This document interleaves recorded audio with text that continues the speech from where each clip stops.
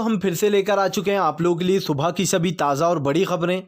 एक एक कर आपको सारी खबरों की जानकारी देंगे आज देश दुनिया में क्या कुछ हो रहा है। दरअसल सबसे पहली जो बिग ब्रेकिंग निकल आ रही है, आप लोग बताएं, तेजस्वी यादव के सवालों से डरी एनडीए। जी हाँ, तो मेवालाल ने दे डाला अपना इस्तीफा, विपक्षियों ने घेरा। इसके बारे में आपको विस्तार से बताएंगे।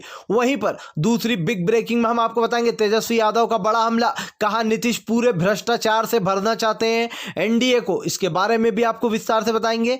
वहीं पर तीसरी बिग ब्रेकिंग में हम आपको बताएंगे अखिलेश यादव का बड़ा ऐलान, कहा 2024 में जी हां सीएम योगी को उखाड़कर फेंक देंगे, चाचा भतीजा साथ में लड़ेंगे चुनाव 2022 में।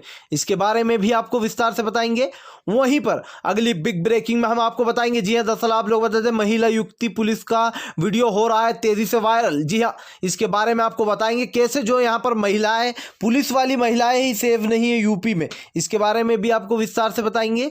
वहीं पर अगली बिग ब्रेकिंग में हम आपको बताएंगे राहुल गांधी का बड़ा हमला, कहा मोदी सरकार जीडीपी में सबसे नीचे और कोरोना मृत्यु में सबसे आगे। जी हां, इंडिया में लगातार बढ़ता जा रहा है कोरोना, इसको लेकर सरकार कुछ नहीं कर रही है, बड़ा हमला बोला है राहुल गांधी ने। इसके बारे में भी आपको विस्तार से बताएंगे। वहीं पर अगली बिग ब्रेकिंग में हम आपको बताएंगे सुशील मोदी के बदले सुर। जी हां, दरअसल आप लोग बताएं सुशील मोदी ने हटा दिया अपना नाम बीजेपी के वोट से भी। इसके बारे में भी आपको विस्तार से बताएंगे। वहीं पर अगली बिग ब्रेकिंग में हम आपको बताएंगे बीजेपी के अंधभक्तों को बड़ा झटका। जी हां, अब सीबीआई की जांच से पहले लेना होगी राज्य की जांच, यानी कि बिना राज्य की अनुमति के सीबीआई नहीं जा सकती कहीं पर भी। सुप्रीम कोर्ट ने बड़ा झटका दिया मोदी सरकार को। इसके बारे में भी आपको विस्तार से बताएंगे। वहीं पर अगली बिग ब्रेकिंग में हम आपको बताएंगे, जी हां कुणाल कामरा को एससी को कड़ा, आप लोग बताते कुणाल कामरा का एससी को मुंह तोड़ जवाब, कहा अगर हमारा ट्वीट अच्छा नहीं लगता है तो माननीय जज साहब इस ट्वीट को ना पढ़ें। जी हां, बड़ा हमला बोला कुणाल कामरा ने। इसके बारे में भी आपको विस्तार से बताएंगे। वहीं पर अगली बिग ब्रेकिंग में हम आपको बताएंगे, जी हां 3 दिन में, मात्र 3 दिन में झुक गई एनडीए की सरकार आरजेडी के आगे। लोगों ने हैशटैग चला डाला ट्विटर पे। दरअसल आप लोग बताते 3 दिन में तेजस्वी यादव ने एनडीए के पसीने छुटा दिए। जी हां, इस तरीके से भ्रष्टाचार के किस्से सुनाए कि मेवालाल ने खुद ही अपना इस्तीफा दे डाला। इसके बारे में भी आपको विस्तार से बताएंगे। वहीं पर अगली बिग ब्रेकिंग में हम आपको बताएंगे योगी सरकार को लगा बड़ा झटका। जी हां, महिला पुलिस ने जिस तरीके से अपना वीडियो जारी किया, योगी के ऊपर थू-थू हो रही है, जिस तरीके से महिलाएं ही सेफ नहीं है, और वो भी पुलिस वाली महिला जो यहां पर एसएचओ के खिलाफ जिसने शिकायत लगाई है कि मेरा शोषण किया जा रहा है। इसके बारे में भी आपको विस्तार से बताएंगे। वहीं पर अगली बिग ब्रेकिंग में हम आपको बताएंगे, जी विपक्षी पार्टियों ने उठाए बड़े सवाल, कहा तेजस्वी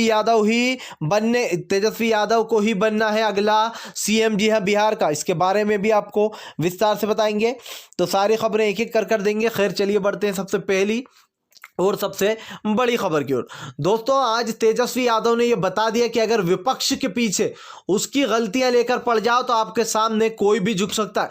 मात्र 3 दिन हुए अभी सरकार बने हुए, एनडीए की सरकार बने हुए 3 दिन हुए, और भ्रष्टाचारी लोगों को अपनी टीम में भरना शुरू कर दिया एनडीए और बीजेपी ने। अब जिस तरीके से मेवालाल को अपनी पार्टी में शामिल किया गया था, इसको लेकर बड़ा झटका तो लगा ही, लेकिन 3 दिन में मात्र तेजस्वी यादव ने एनडीए के पसीने छुटवा दिए। सोचिए आप कि तेजस्वी यादव ने एक एक दिन में 19 रैलियां की, और उन 19 रैलियों में तेजस्वी यादव के लिए जो भीड़ उमड़ी थी वो देखने लायक थी। लेकिन आज सिर्फ 3 दिन लगे तेजस्वी यादव को, और तेजस्वी यादव ने एनडीए के पसीने छुटवा दिए। जी हां, जब एनडीए की गलतियां गिनवाना शुरू करी तेजस्वी यादव ने, जब उन्होंने मेवालाल का मुद्दा उठाया और कहा एक भ्रष्टाचारी जिसने शिक्षा मंत्री में रहकर शिक्षक लोगों के साथ बेईमानी की थी, घोटाला किया था, और इसके बारे में आप लोगों को बता दें वायरल भी हुआ था, ये 2012 में हुआ था, जिस तरीके से यहाँ पर स्टूडेंटों के साथ किया गया था। अब उसको लेकर मेवालाल जो है चो तरफ घिर गई थी एनडीए की सरकार। ऐसे में नीतीश ने सोचा भाई कि मेवालाल को निकाल देना ही बेकार है। आप लोग बता दें मेवालाल ने अपना इस्तीफा दे डाला। 3 दिन के अंदर तेजस्वी यादव ने ऐसी हालत कर दी एनडीए की कि मतलब उसको कोई धर्म साटे पूछने वाला नहीं था, और ये बिल्कुल सही भी बात है। खैर चलिए हम बढ़ते एक और अगली बिग ब्रेकिंग की तरफ। बता दें आप लोगों को अगली जो बड़ी खबर निकल कर आ रही है, राहुल गांधी का पीएम मोदी पर बड़ा हमला। कहा देश की जीडीपी लगातार नीचे गिरती जा रही है, कोरोना के मौत के आंकड़े लगातार बढ़ते जा रहे हैं। ये है हमारे देश के महान पीएम मोदी। जी हाँ दोस्तों, जिस तरीके से यहाँ पर जीडीपी लगातार नीचे गिरती जा रही है, आज देश के युवा के पास नौकरी नहीं है, किसान सड़कों पर उतर आए हैं, गरीब अपने ही पैसे के लिए बैंक के बाहर जो प्रदर्शन कर रहे हैं। जी हाँ, बैंक लगातार डूबते जा रहे हैं, हजार हजार करोड़ रुपए के कर्जे दिए जा रहे हैं लोगों को, और किन के पैसों से? सिर्फ उन गरीब के पैसों से जो आज भी जो यहाँ पर लक्ष्मी विलास बैंक के बाहर खड़े हुए थे। आज भी वो अपने पैसों के लिए लगातार लाइन लगा के खड़े रहिए, लेकिन उनका पैसा उन्हें नहीं मिला।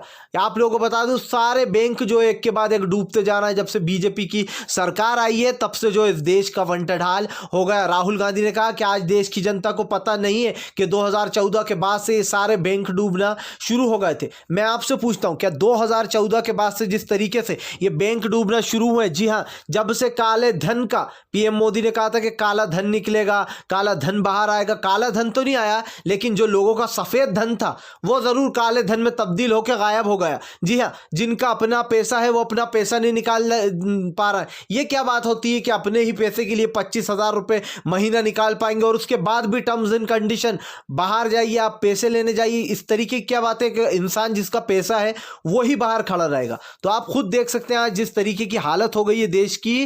राहुल गांधी ने जो बात बोली है वो 100% सही है। बीजेपी के अंधभक्त झूल रहे हैं अब झूला पालने में। खैर चलिए हम बढ़ते हैं एक और अगली बिग ब्रेकिंग की तरफ। बता दें आप लोगों को अगली जो बड़ी खबर निकल कर आ रही है, जी हाँ, दरअसल आप लोग बता दें, विपक्ष पार्टी का नीतीश पर बड़ा हमला। कहा एक एक कर जो यहाँ पर दुकान खोल दी है, सारे भ्रष्टाचार लोगों को भरा जा रहा है एनडीए में। जी हाँ, मेवालाल जैसे लोगों को भी जो यहाँ पर भरा जा रहा है टीम में, जिनको राष्ट्रगान तक नहीं आता है। दरअसल आप लोग को बता दें दोस्तों, मनोज झा का बड़ा हमला। कहा सरकार ज़्यादा दिन टिकने वाली तो यूं भी नहीं थी, लेकिन नीतीश ने आते ही जो यहाँ पर उल्टे सीधे काम करना शुरू कर दिया।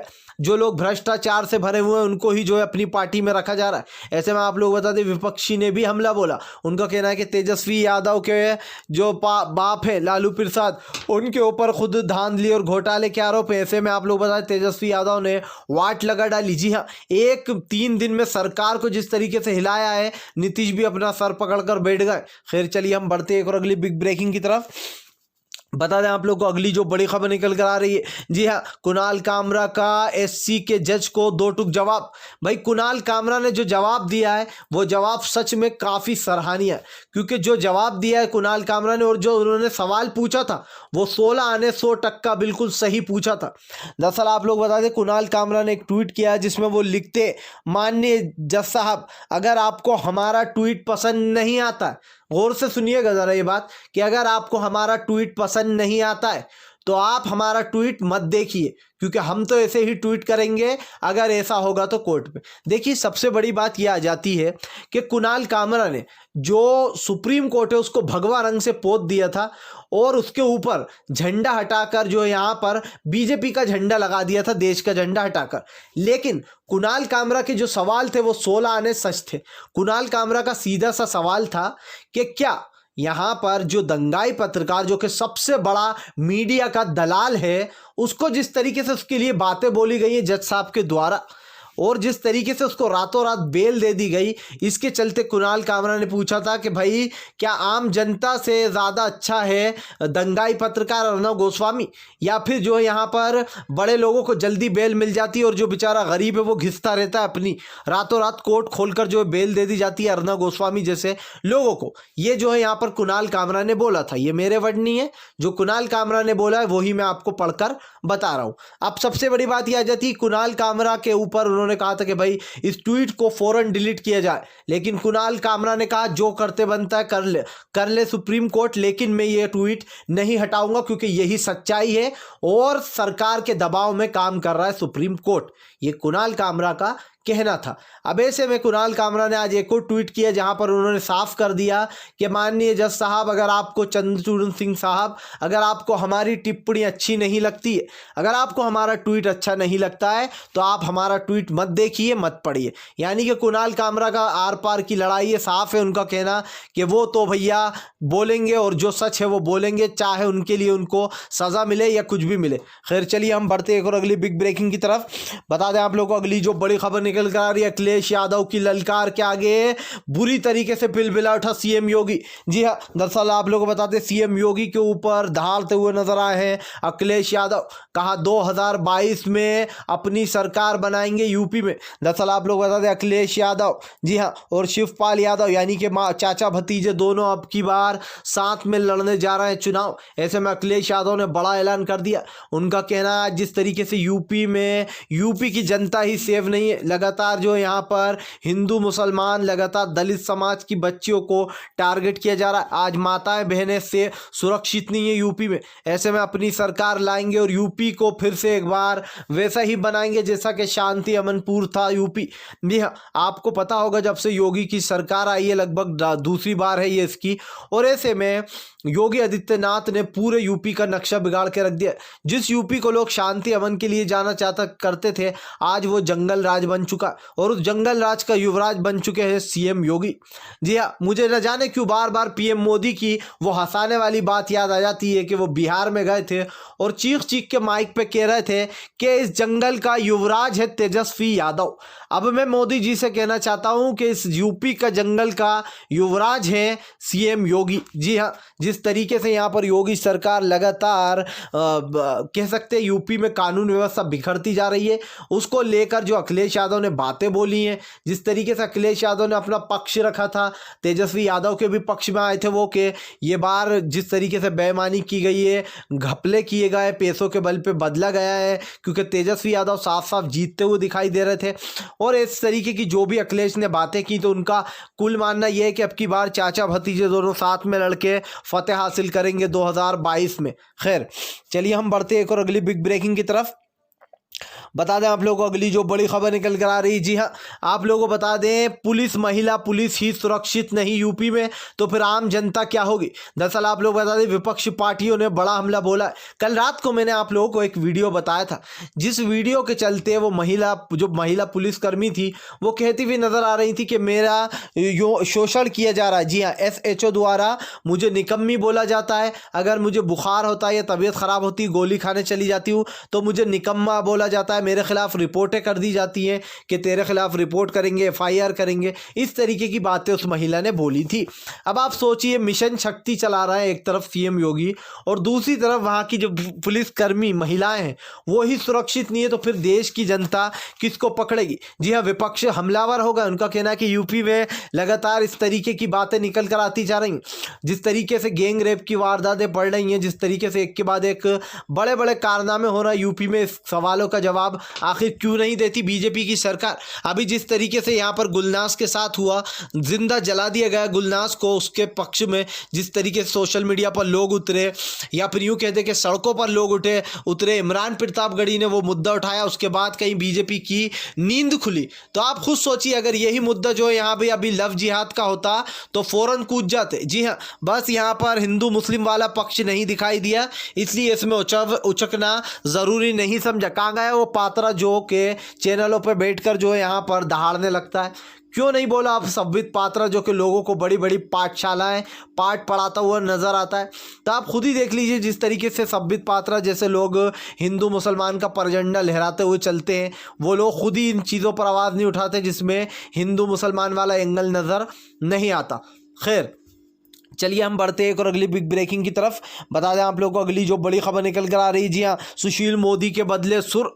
भाई, जिस तरीके से सुशील मोदी को डिप्टी सीएम के पद से हटाया गया है, तब से ही सुशील मोदी जो है NDA से नाराज चल रहा है।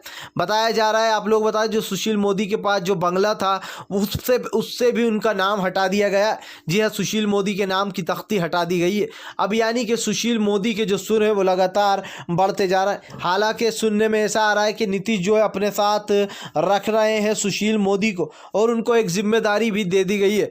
लेकिन सबसे बड़ी बात ये आती है कि डिप्टी सीएम का पद जिस तरीके से छीना गया है, सुशील मोदी को ये गहरा घाव देकर गया है उन्हें, और मुझे नहीं लगता ये घाव इतनी जल्दी उनके जाने वाले हैं, क्योंकि जिस तरीके से यहाँ पर ये घाव दिया गया है, ये हमेशा याद रहने वाला है सुशील मोदी को। खैर चलिए हम बढ़ते एक और अगली बिग ब्रेकिंग की तरफ। बता दें आप लोगों को अगली जो बड़ी खबर निकल कर आ रही, सुप्रीम कोर्ट का बड़ा ऐलान। जी हाँ, बिना राज्य की परमिशन के अब सीबीआई नहीं जा सकेगी किसी राज्य में बिना इजाज़त के। दरअसल आप लोग बता दें कि सीबीआई का अक्सर ये सुनने में आता है कि सीबीआई बीजेपी से मिलकर काम करती है और लोगों को सीबीआई पर बिल्कुल भी भरोसा नहीं है। ज़्यादातर ऐसा लोगों का कहना रहता है। आपने देखा होगा जब गहलोत वाला मामला हुआ था, उन्होंने सीबीआई पर पूरी तरीके से रोक लगा दी थी कि बिना इजाज़त सीबीआई हमारे राज्य में नहीं आ सकती। अब आप लोगों को बता दें सुप्रीम कोर्ट की पीठ ने ये अनुमान सुनाते हुए, आदेश सुनाते हुए कहा है कि अब हर राज्य में जाने से पहले सीबीआई को परमिशन लेना होगी। अगर परमिशन मिलेगी तभी वो जा सकते हैं, नहीं तो नहीं जा सकते। यानी कि जो ये सीबीआई वाला फैसला लिया गया है ये अपने आप में एक बड़ी बात है, क्योंकि यहाँ पर जिस तरीके से एक के बाद एक बड़े कांड सामने आए हैं और सीबीआई के उसमें ही सामने आए नेतृत्व में, तो ये बड़ी खबर निकल कर आ रही थी जो कि आप लोगों के लिए जानना ज़रूरी भी था, क्योंकि सीबीआई और केंद्र पर से लोगों का जो विश्वास है वो डगमगा सा गया है। ये आप भी जानते हैं, ये हम भी जानते हैं कि किस तरीके से यहाँ पर ये सब होता है। खैर आप लोगों को बता दें सबसे पहली बात तो कि अगर आप भी शांतिपूर्ण ढंग से पीएम की इन सभी गलत नीतियों का दिल से विरोध करते हो तो इस वीडियो को दिल से लाइक करके हमारे चैनल को सब्सक्राइब करके अपना समर्थन ज़रूर दर्ज कराएं, क्योंकि हम एक ऐसे निष्पक्ष पत्रकार हैं जो कि आप तक सिर्फ सच और सच पहुंचाने की कोशिश करते। तो हम मिलेंगे आपसे नेक्स्ट वीडियो में, तब तक के लिए वंदे मातरम, जय हिंद।